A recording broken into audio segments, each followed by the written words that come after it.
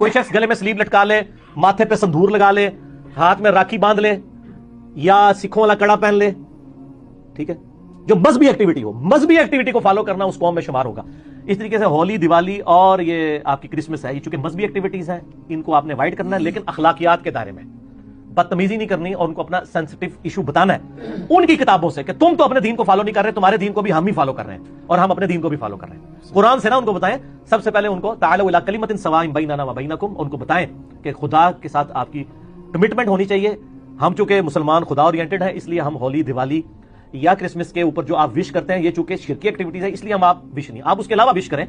اگر کوئی انڈیا کی ٹیم کبھی کرکٹ میچ جیتتی ہے تو آپ خوشی میں ٹافیاں بانٹتے ہیں، تو مسلمان بھی کھا لیں گے، کوئی مسئلہ نہیں ہے، ٹھیک ہو گیا، ہمیں کوئی اعتراض نہیں ہوگا. یہ مذہبی ایکٹیویٹی نہیں ہوگی. ونس جب آپ مذہبی ایکٹیویٹی کریں گے، کفار کے ساتھ مشابہت ہوگی، وہ بڑا سینسٹیو ایشو ہو جائے گا.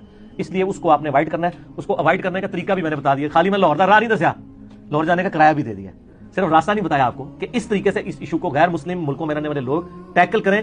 ہندو کوئی کہ ان کو کہ آپ کی کتابوں میں شرک غلط لکھا ہوا ہے، غیر اللہ کے نام کی نیاز نہیں ہو سکتی. کرسچنس کو بھی بتائیں اور کہیں کہ یہ آپ اپنی کتابوں پہ نہیں چل رہے، دیکھو ہم مسلمان آپ کی کتابوں پہ آپ سے بڑھ کر چل رہے ہیں، آپ بھی ان چیزوں کو دیکھیں. ٹھیک ہے.